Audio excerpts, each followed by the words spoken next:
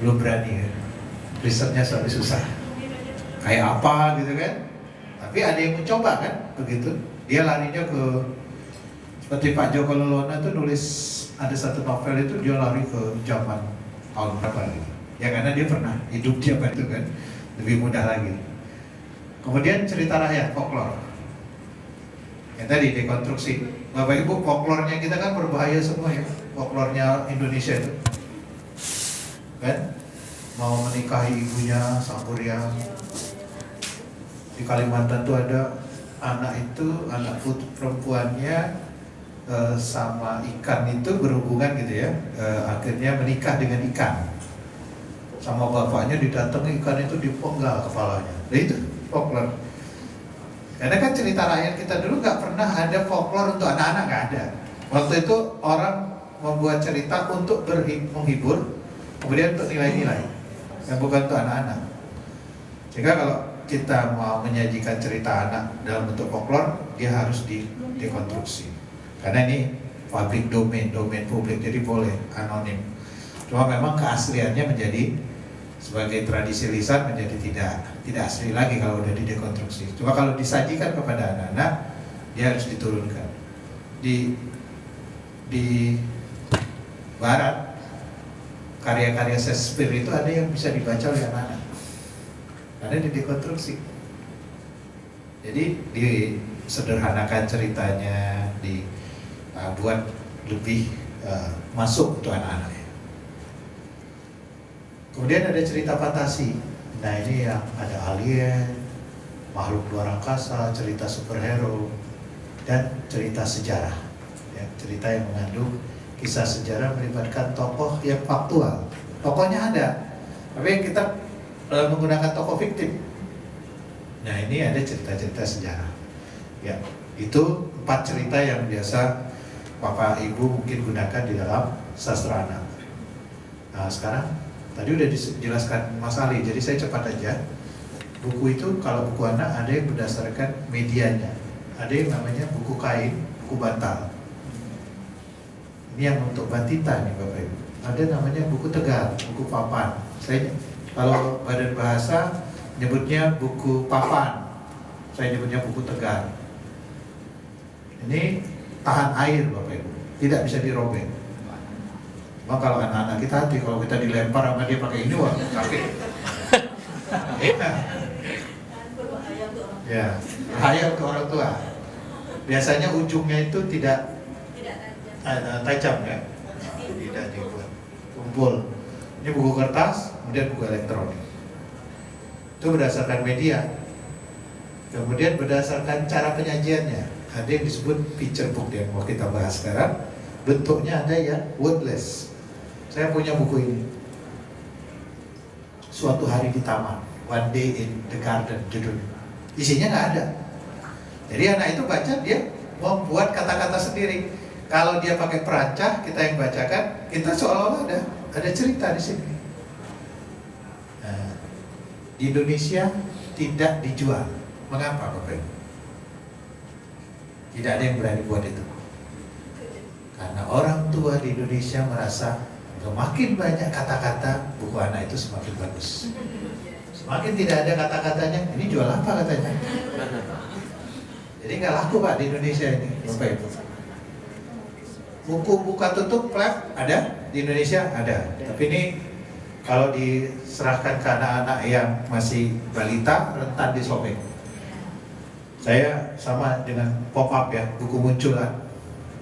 Anak saya waktu itu masih balita, wah disobek dan bawa mahal-mahal dari Prambut kan. Ya, karena dia nggak ngerti nih. Dia tertarik untuk menariknya gitu. Dan kemudian ada buku. Nah, tadi kan picture book, kemudian ada chapter book penyajiannya, buku yang sudah pakai bab. Salah contohnya Peter Rabbit.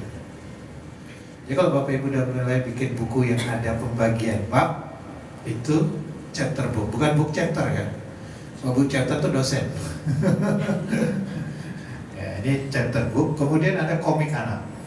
Ini cara penyajian. Nah, ada lagi buku berdasarkan konten. itu ada namanya buku berjenjang, ini yang mau kita buat. Ada lagi buku ramah cerna, decodable book, lebih menekankan pada pemilihan bahasa.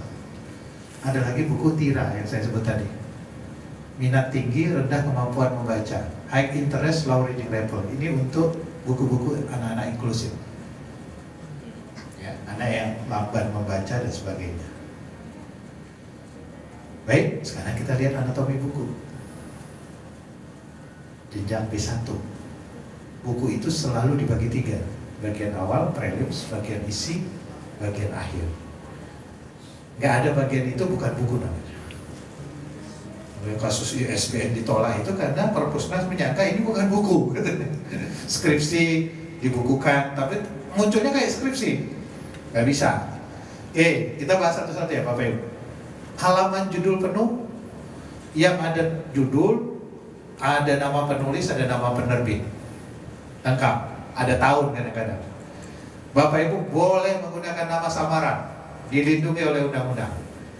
Nama pena, pseudonym. Mau pakai nama samaran atau nama pena? Nama pena itu biasa dari nama asli, ya. Suman HS, hasibuannya nggak sebut. Babang Trim, Trimansanya nggak dipanjangi. Pamusuk NST, NST-nya ditulis seperti Nasution. Itu nama pena. Tapi kalau udah nama samaran, udah nggak mirip. Terelie, Darwis kan? Nah, Bapak Ibu, dulu orang pakai nama samaran karena dikejar-kejar Belanda. Jadi supaya nggak ketahuan pakai nama samaran. Kembang Manggis, gitu kan? Saya pernah tuh di Malaysia nulis buku tentang Nabi Muhammad pakai nama samaran, Muslim Kelana. Diketawa ya mata saya kapan? Saya mau bikin Bambang Al-Medani gitu kan? Nah, judul penuh, kemudian keterangan penerbitan, hak cipta itu. Pernyataan hak cipta, ini hak ciptanya di siapa, siapa penulisnya, editornya siapa, ilustratornya di sini. Jadi kita kasih jatah ini 2 halaman, 1 halaman, 2 halaman. Kata pengantar, kenapa opsional? Memangnya anak itu baca kata pengantar? Tapi karena kita orang dewasa ingin mereka membaca, maka kita adakan kata pengantar dari kepala balai, gitu kan? Nah, saya di Pusbuk kan ngatur yang buku pemodelan. Itu kata pengantar dari Kapusbuk itu saya yang menyusun ulang. Kata pengantar buku anak harus untuk anak-anak. Jadi, hai teman-teman, nah gitu kan?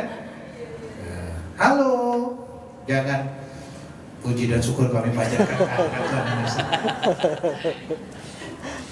Terus di paragraf terakhir ada pula buku cerita anak ini belum tentu sempurna, gitu kan?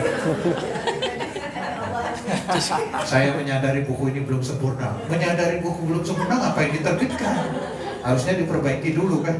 Nah itu banyak di skripsi itu. Saya kritik mahasiswa saya TA. Skripsi apa? Tugas akhir ini kami menyadari belum sempurna. Perbaiki lagi, sempurnakan baru masuk sidang saya bilang. Bahasa lainnya apa Pak? Nah? Lainnya. Kenapa? Kalimat lainnya apa itu? Itu kan selalu kita menggunakan. Hilangkan Bu. Kecuali pun tulisnya gini, saya tidak menyadari buku ini banyak kekurangan. Tidak menyadari ini nggak apa-apa gitu. Tapi kalau ibu nulis saya menyadari buku ini banyak kekurangan, kan sadar. Iya.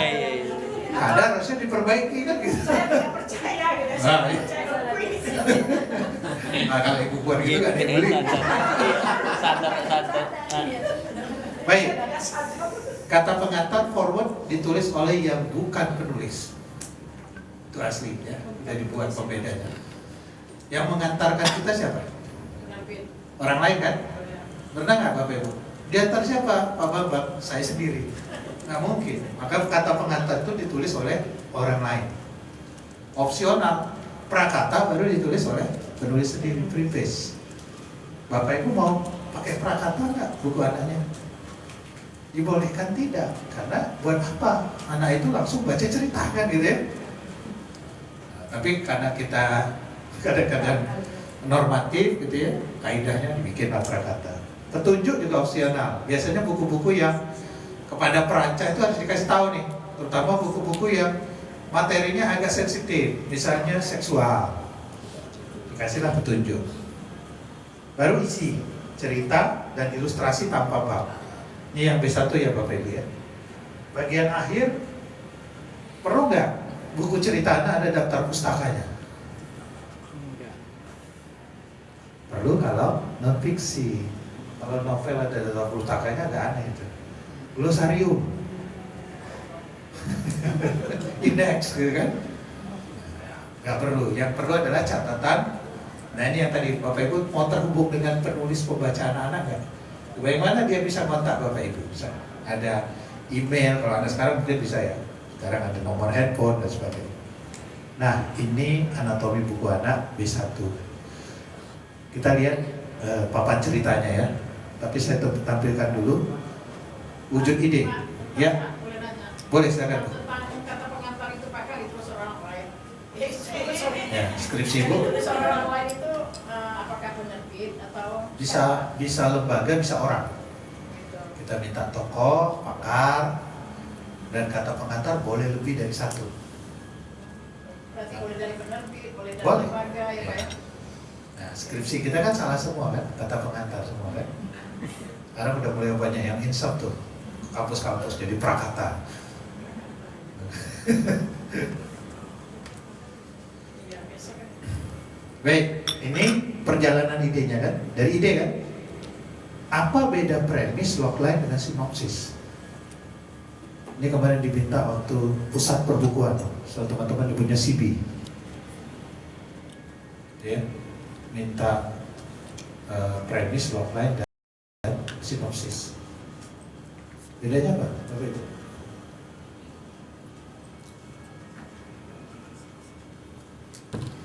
Kalau premis itu awal cerita Pak, kemudian kalau sinopsis sudah menurut. Ya, premis itu generik ya, Bu, umum. Iya. Satu kali. Seorang anak nelayan ingin menemukan dayung bapaknya yang dia hilangkan. Satu kalimat Satu kali. premis. Logline mulai. Seorang anak nelayan namanya Tono. Nah, yang tinggal di Kepulauan Riau. Mulai logline itu beberapa kalimat. Dan sinopsis mulai paragraf. Sinopsis harus menunjukkan akhir cerita. Karena Bapak Ibu memikat editor itu dengan premis, logline, sinopsis. Sehingga kalau udah ada sinopsis, nggak usah buat premis sama logline, ngapain? Iya. Tapi kalau misalnya penerbit ngadain sayembara nih, saya mau buat supaya lengkap, saya ingin supaya ringkas, saya ingin Anda hanya membuat premis saja. Bisa. Atau premis dan logline. Nah, ada yang salah kaprah. Sinopsis itu dianggap ya di halaman belakang buku, cover. Itu bukan sinopsis namanya, itu blurb, warna. Yang nanti ada pertanyaan, bagaimana dengan Andi? Apakah dia gitu? Itu yang di belakang cover buku itu namanya blurb, bukan sinopsis. Sinopsis itu lengkap. Jadi kalau ini udah ada, Bapak Ibu boleh pilih. Kalau saya sih milihnya sinopsis kan.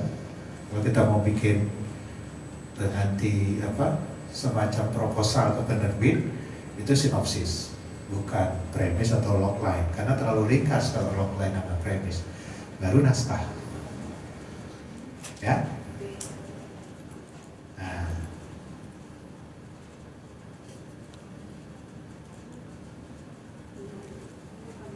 ini tema. Kita bicara tema sekarang. Ide kan tema. Bapak Ibu kan bisa boleh dua nih. Tema itu dikasih sama lembaga atau tema itu muncul dari kita sendiri. Kalau muncul dari kita sendiri, kita yang menawarkan ke penerbit. Tapi kalau model kayak dari balai, dari badan, dia bikin tema. Keunikan lokal berbasis pengetahuan, bisa. Apa fokus karakter yang ini yang selalu diminta pesan sponsor pemerintah. Gak bisa dihindari. Buku anak itu adalah buku yang bermuatan value, nilai-nilai. Nilai-nilainya diambil dari mana? Nanti dari Perpres. Minimal 3 permintaan badan itu. Entah, kalau ditanya kenapa 3, itu nggak bisa jawab pasti.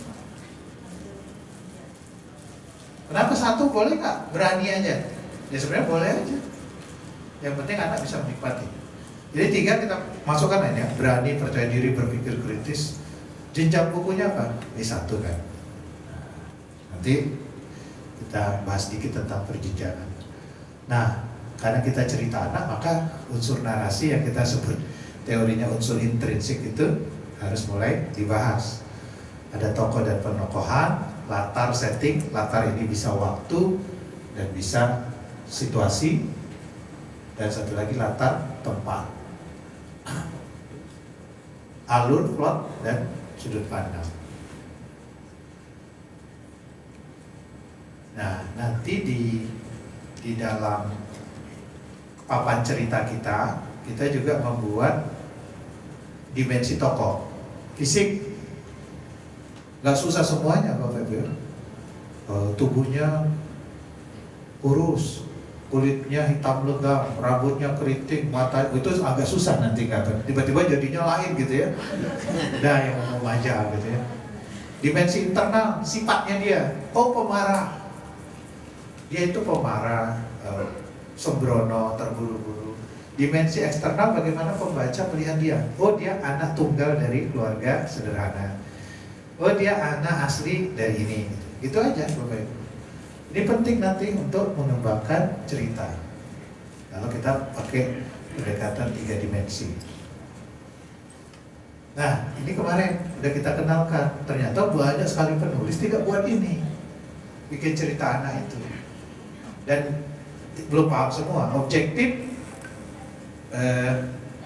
motivasi dan alangan. Kalau bahasa Inggrisnya objektif, motivation dan obstacle. Omo ya, nyebutnya omo. Kalau saya bikinnya alangan bahasa Indonesia. Tujuan tokoh utama. Ini banyak yang keliru. Bukan tokoh utamanya nggak ngapa-ngapain jadinya. Yang berperan siapa? Nih, salah satu stereotipe cerita anak yang paling sering saya lihat adalah konteks berlibur. Oh, kuliner. Oh, berlibur pikirannya ke kampung. Neneknya ternyata punya resep cara membuat ini. Tokoh utamanya disebutnya si anak itu, tapi begitu dicerita neneknya yang malah jadi tokoh utama, bukan anak itu. Jadi tujuan anak itu nggak ada, tujuan neneknya. Jadi ini objektif tujuan tokoh utama. Motivasi dia apa? Untuk itu. Dia ingin menjadi koki. Itu motivasi dia. Maka tujuannya adalah belajar kepada koki yang terbaik. Harus ada alangannya. Inilah konflik. Gak ada alangannya, cerita itu menjadi tidak ramai. Budi pergi ke sekolah, dia bermain dengan temannya. Kemudian dia pulang, dia bermain lagi dengan teman-temannya. Kemudian dia malam belajar dan tidur, selesai. Menurut kita udah menarik itu. Menurut anak-anak ini apaan sih gitu.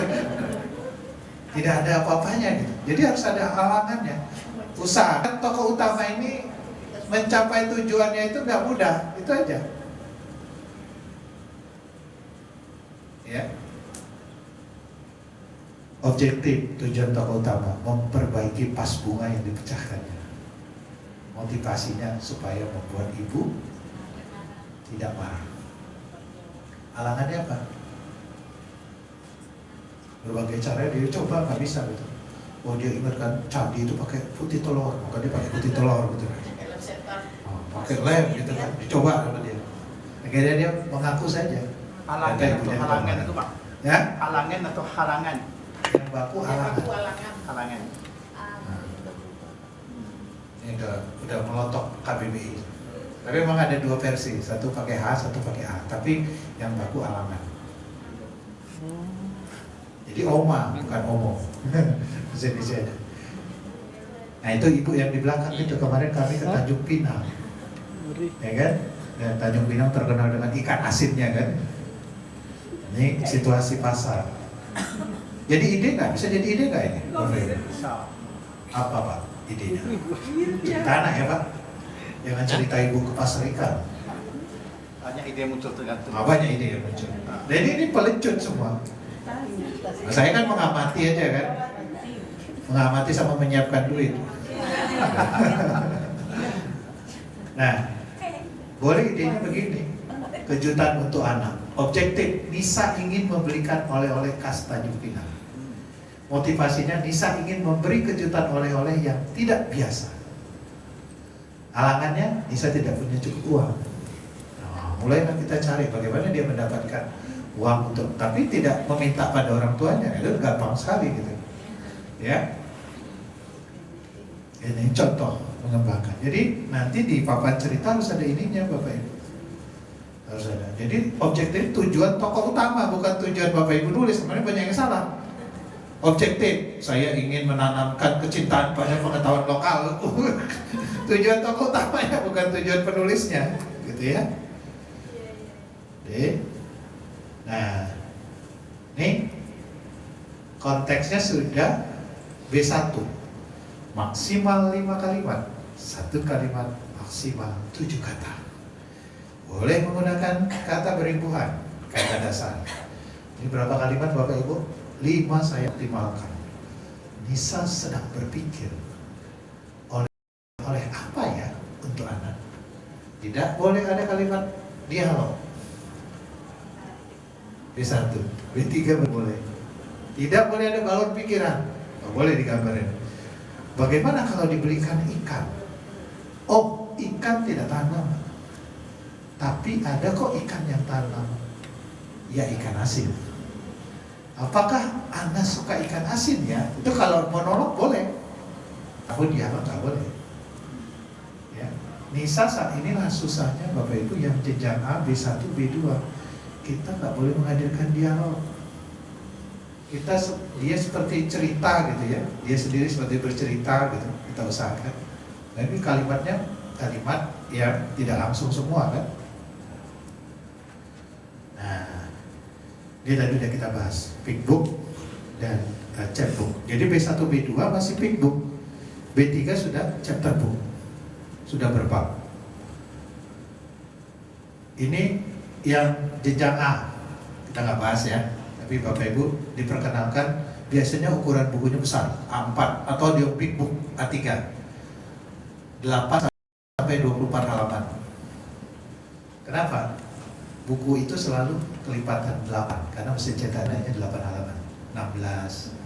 Maka 8, 16, 24, 32. Itu waktu dicetak. Tapi waktu jadi buku elektronik ini udah gak berlaku.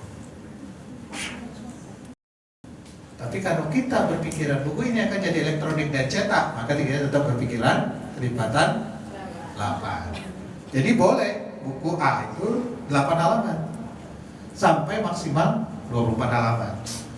90% gambar. Tadi sudah dijelaskan Mas Ali. Jangan terlalu detail di teks. Anaknya jukir balik gitu. Gambarnya udah bercerita, nggak usah lagi. Ya. Kemudian teks dalam bentuk baris, nggak boleh paragraf, baris kalimat, dan naratif deskriptif. Biasanya menggunakan naratif dan deskriptif, nggak ada eksposisi, jangan argumentasi apalagi gitu ya. Belum ada dialog percakapan.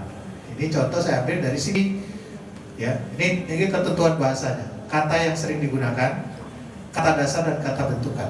Maka nanti kalau bahasa daerah juga yang sering digunakan, boleh nggak menggunakan satu diksi yang agak khusus, dia boleh saja. Ya, kalimat tunggal paling banyak 5 kata dalam satu kalimat, paling banyak 3 kalimat dalam satu halaman. Belum ada paragraf, belum ada percakapan, sudah menggunakan huruf kapital dan tanda baca. Mengapa? Ini kan ada pertanyaan. Oh, kok anak TK dikasih huruf kapital tanda baca kelas 1? Supaya yang perancahnya bisa baca. Kalau nggak dikasih tanda baca, koma nggak bisa baca nanti yang perancahnya itu.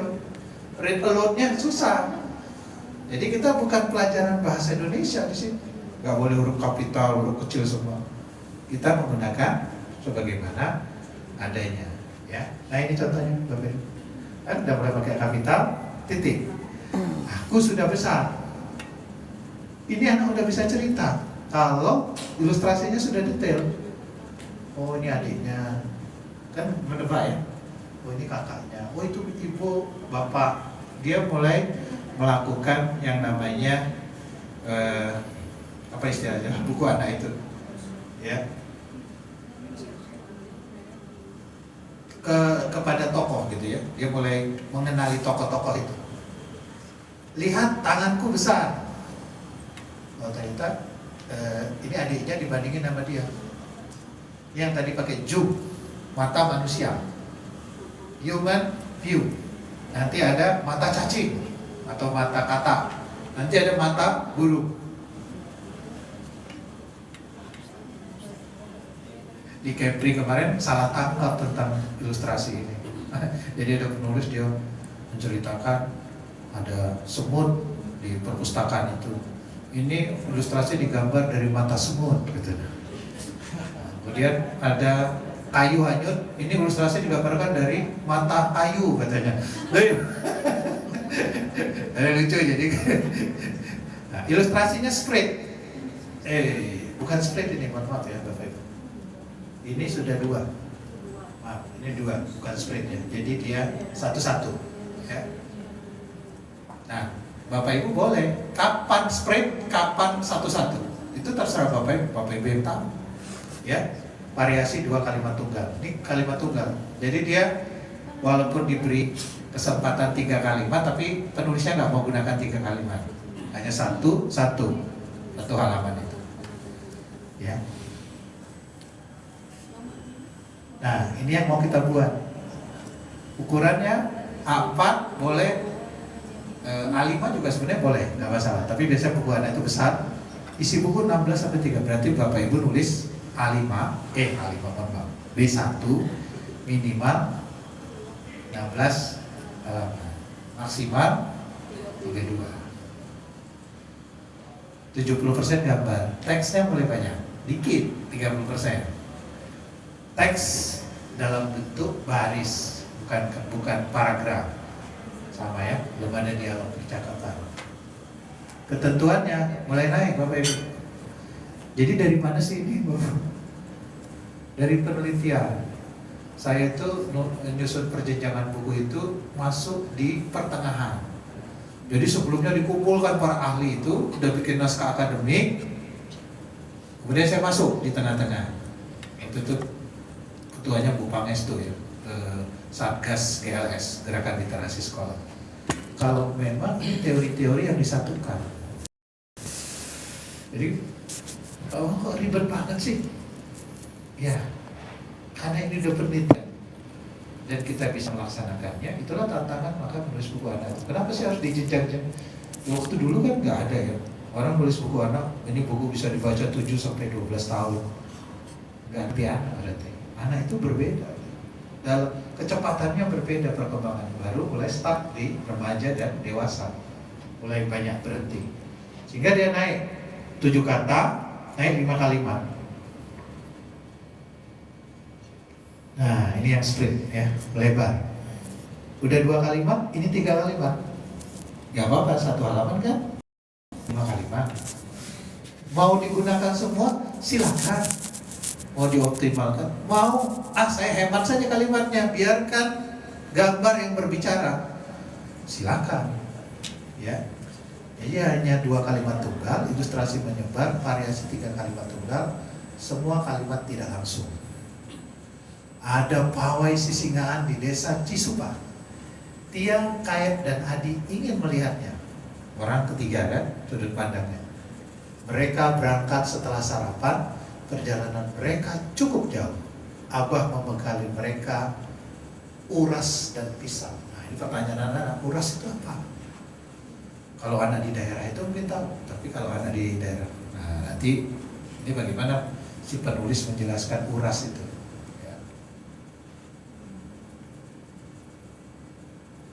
Jenjang B2 naik, nah, nanti Bapak Ibu udah baca saja ya. Saya nggak berlama di sini. Nah, ini udah pakai panel. Panel itu memisahkan adegan. Boleh. Ya. Pakai tiruan bunyi. Boom, boom, boleh. Tapi balon pikiran nggak boleh. Tokohnya mikir gitu ya, tiba-tiba ada balon gitu, nggak boleh. Belum boleh, di B3 boleh ya. Nah itulah beberapa. Oke, itu B3 dia mulai ada bab, sudah mulai ada bab, dan sudah mulai ada paragraf. B1 B2 belum ada paragraf nih, udah mulai paragraf ya. ada takuk di sini. Ini ada bab rencana. Ya, silakan. Mungkin nggak persis pertanyaan yang di bagian ini, tapi tadi Bapak sempat menyampaikan ada yang split, ada yang satu, gitu Ya. dan jumlah halaman itu kelipatan 8. Gitu. Ya. Nah, kaitannya dengan penulisan cerita anak di bahasa itu lazimnya, apakah suara kakak? Ya, biar kedengaran semua. Apakah lazimnya penulisan cerita dwi bahasa itu atas misalnya bahasa daerah di bawah bahasa Indonesia atau sebaliknya lah ya, ataukah ini bahasa Indonesia atau bahasa daerah terus sebelahnya terjemahannya, katakan seperti itu. Nah, bagaimana dengan halaman 1? Ya. Ya, halaman 1 kan nggak bisa kiri kanan ya gitu. Nah, lazimnya seperti apa sih sebenarnya gitu. Terima kasih. Iya, sebenarnya nggak ada kelaziman, yang ada itu teori keterbacaan. Menurut Ibu, anak itu lebih mudah baca atas bawah atau kiri kanan?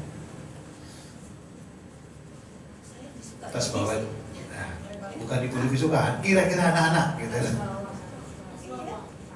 Langsung. Saya lebih Ini bahasa daerah atau bahasa Indonesia, atau ini bahasa daerah, ini bahasa Indonesia. Di halaman di sampingnya ya.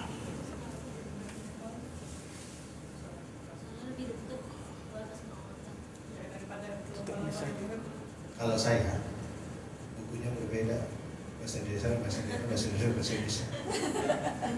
Karena konsep bilingual itu sebenarnya membingungkan bagi anak.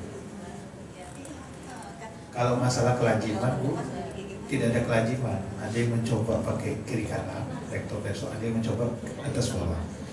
Kadang-kadang prinsip yang dipakai bukan kelaziman, efisiensi. Jadi dia lebih efisien kalau atas bawah. Tapi ya tadi dia harus mempertahankan kalimat atau teks yang sedikit supaya yang terjemahannya masuk. Karena kan dia harus sama fontnya, nggak boleh yang satu besar yang satu kecil gitu. Harus sama fontnya.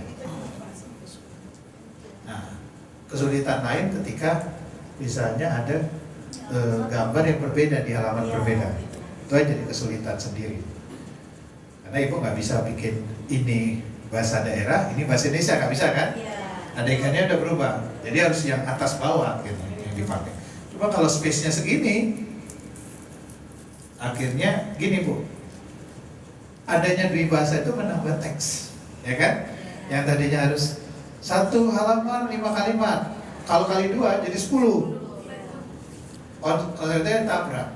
Makanya sebenarnya saya termasuk yang buku bilingual itu ya. Terang ya. Bingung kan? Ini masalahnya Ya. untuk yang cerita ini, Ya. kegiatan ini, itu kan memang teman-teman KKP penerjemahan, jadi Ya. memang harus ada Ya. itu. Nah kalau si Kepri dia 2 Berbeda. bahasa daerah, bahasa betul daerah. ya. bahasa yang lain mungkin beda-beda kebijakannya memang. Iya. Ada yang menyatukan. Itu prinsipnya. Tapi kalau dibilang yang lebih fleksibel, yaitu atas bawah.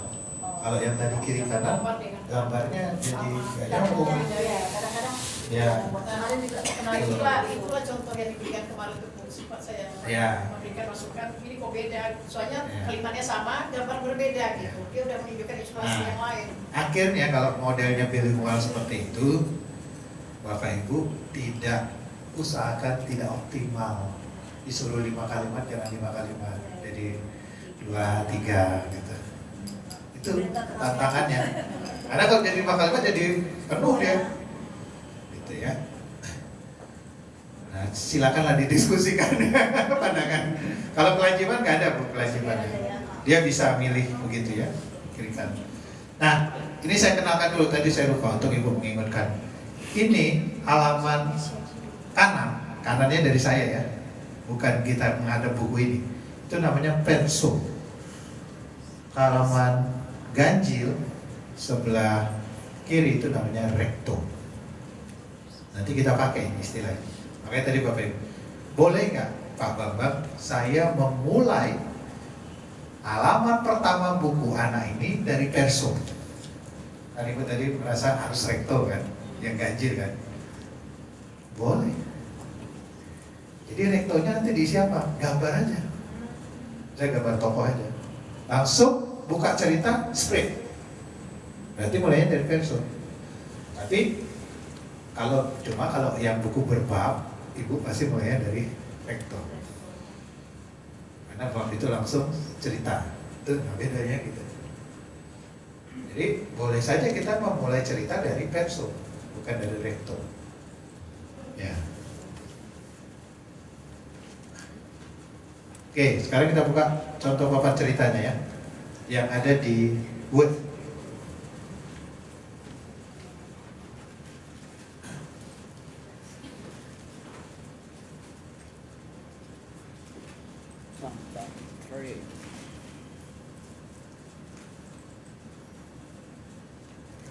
Nah, ini contoh yang Kalau Bambang Tri anak Soeharto. di mana kacang itu ya, di mana kacang sipet. Ini namanya skiblat.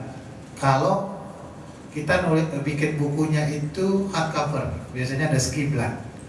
Jadi bentuknya ikon-ikon. Nah, di balik skiblat langsung halaman Hak Cipta kan, Bapak Ibu. Dia ada halaman ininya di depan. Ini cover ini sebenarnya. Jadi kalau dia jadi buku elektronik memang nggak terlihat. Ini pesan Pak Kapus. Jadi bukan kata pengantar dibuatnya, pesan Pak Kapus saja. Kepala Pusat Perbukuannya. Nah, nggak ada prakata. Lihat, ini ada judul lagi. Maka dia mulainya dari Perso, sprint. Tidak mulainya dari sini. Jadi contoh yang mulainya dari Perso langsung.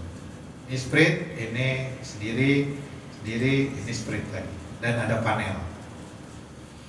Ya. Nah, kalau kita lihat panduan template-nya, ini saya udah buat panduan. Nanti Bapak ini nanti di template itu ada unsur identitas awal. Temanya apa? Topiknya, subtemanya apa? Kemudian fokus karakternya apa?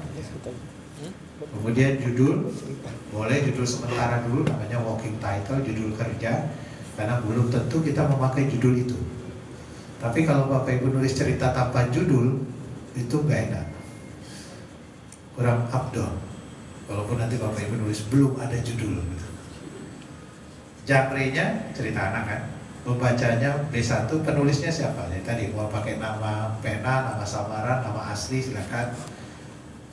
Jangan pakai gelar ya Bapak Ibu. Itu di buku ilmiah juga tidak boleh mencantumkan gelar apapun di dalam buku ilmiah. Ilustrator boleh namanya berbareng-bareng kita sebutkan biasanya. Nah, unsur kedua tokoh, tokoh.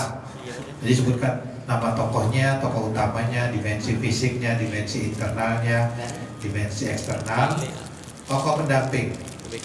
Tokoh yang bukan bulat, Bapak Ibu, ada tokoh bulat, ada tokoh yang flat ya, nggak bulat. Tokoh bulat itu yang mempengaruhi jalan cerita. Kalau nggak ada dia, cerita itu nggak jadi.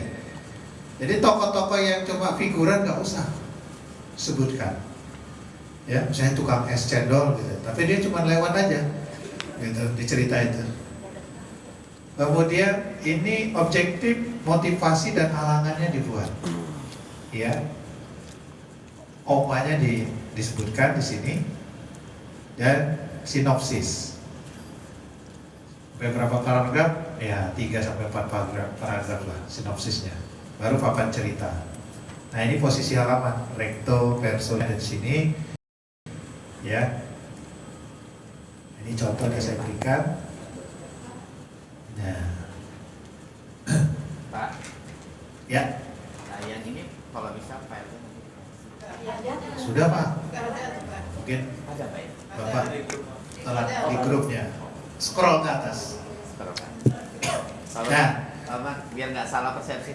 Ya. Tadi mungkin apa saya salah atau memang saya salah ketika masalah nama. Ini tadi menyebut kalau untuk buku ilmiah tak perlu gelar, apa saya salah atau buku fiksi yang tak perlu ada gelar. Semuanya, Pak. Buku ilmiah. Buku ilmiah nggak boleh. Bapak nulis jurnal pakai gelar nggak? anjuran nggak? Tapi masa buku teks ilmiah gitu Tidak misalnya? boleh. Jadi itu ada di APA dan Chicago Manual of Style. Kenapa Pak kita nggak boleh mencantumkan gelar? Supaya pembacanya objektif. Jadi jangan mentang-mentang profesor, buku ini bagus katanya. Belum tentu. Maka ditanggalkan gelar. Tapi kalau Pak Bambang ke penerbit, pasti disuruh nyantumin gelar. Iya. Karena alasannya marketing. Iya. Doktornya harus dicantumin. Iya. Tapi kaidah dalam penulisan ilmiah itu semua baik jurnal maupun buku tidak boleh mencantumkan gelar. Bapak boleh mencantum gelar boleh di mana? Di catatan biografi penulis, biodata baru sebutkan itu. Tapi di cover nggak boleh. Sama aturan dengan jurnal.